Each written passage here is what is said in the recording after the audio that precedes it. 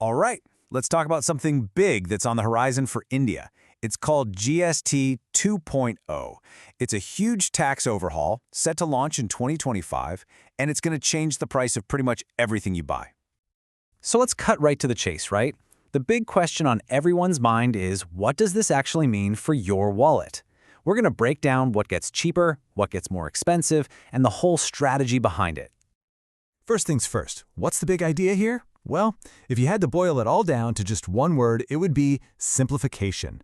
The whole goal is to untangle this really complex system and, make it way more efficient and just easier for everyone to deal with.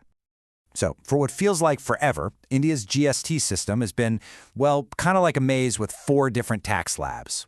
What GST 2.0 does is it basically collapses all of that into just 3 simple tiers. You've got a low 5% rate for all the essential stuff, a standard 18% for most other things, and then this new, pretty hefty 40% demerit rate. This highest tier is aimed squarely at luxury items and what are often called sin goods. All right, now for the part I'm sure you've been waiting for, the good news.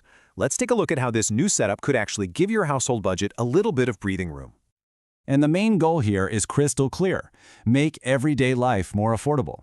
By slashing taxes on a whole bunch of common items, the government is really hoping to ease some of that financial pressure that so many households feel. Okay, get ready because the grocery aisle is where you're going to see some of the biggest, most noticeable changes. I mean, look at this. Dairy products like butter and cheese, their tax rate is getting cut by more than half. UHT milk is going completely tax-free. And it's not just the basics. We're talking about things like packaged snacks and chocolates, all dropping from a high 18% tax all the way down to just 5%. And hey, this isn't just about what you eat. Your daily personal care routine is getting cheaper too. Just think about it for a second. Things like shampoo, toothpaste, soap, all of these were being taxed at a pretty high 18%. That's the same rate as a lot of non-essential goods.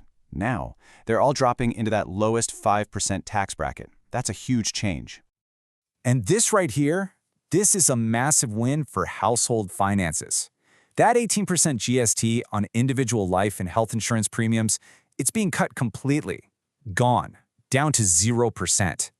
That is a really significant move, and the idea is to make that crucial insurance coverage a lot more accessible for everyone. The savings just keep on coming, and they extend way beyond the kitchen and the bathroom. Basic stuff like clothes and shoes are going to get cheaper. Even some of those big-ticket items like TVs and appliances are moving out of that top 28% bracket. And for families, look at this. Toys, sports goods, they're also seeing their tax rates slashed. Okay, but let's be real. To pay for all of these cuts, the money has to come from somewhere, right?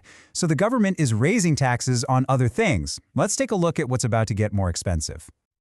So this table really lays out the other side of the coin. You see this new 40% tax slab? It's targeting things that are considered either luxury or unhealthy. So we're talking sugary drinks, high-end cars, even yachts. But at the same time, look at this. The tax on coal is more than tripling, jumping from just 5% all the way up to 18%.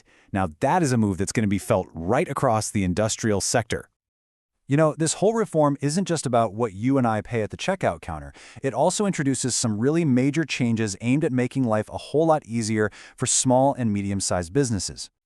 So, if you've ever started a business, you know one of the biggest initial headaches is just the paperwork. Well, this reform is trying to speed that whole process up. There's a new optional scheme that promises to slash the GST registration process down to just 3 working days for businesses that aren't considered high risk. That could be a huge boost for getting startups off the ground way faster. Okay, and this next number, 7 days. This is all about cash flow, which is the lifeblood of any small business. The government is now promising to process GST refunds within just 7 days for key sectors. For a small business owner, getting that money back quickly means less capital is tied up. Honestly, that can be the difference between growing your business and just treading water. All right, so let's pull back for a second. We've seen the details, but how do all of these individual changes fit into India's bigger economic strategy? This quote from the official analysis really sums it up perfectly.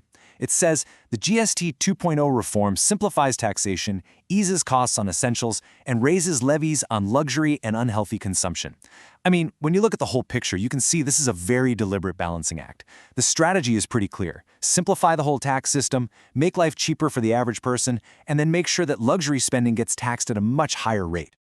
So what's the end game here? What's the government hoping to achieve with all this? Well, the hope is that by cutting taxes on everyday stuff, people will be encouraged to go out and spend more. And by streamlining all that paperwork, it should make India a much better place to do business. The new tax structure is also designed to keep a lid on inflation for essential goods, all while, hopefully, creating a more stable revenue stream for the government. And that leaves us with the big, multi-billion-dollar question, doesn't it? This is a massive, ambitious overhaul of India's entire tax system. But will it actually work? Will this bold reset really boost spending, support businesses, and truly energize the Indian economy? The pieces are all being put on the board, but only time is going to tell us how this game plays out.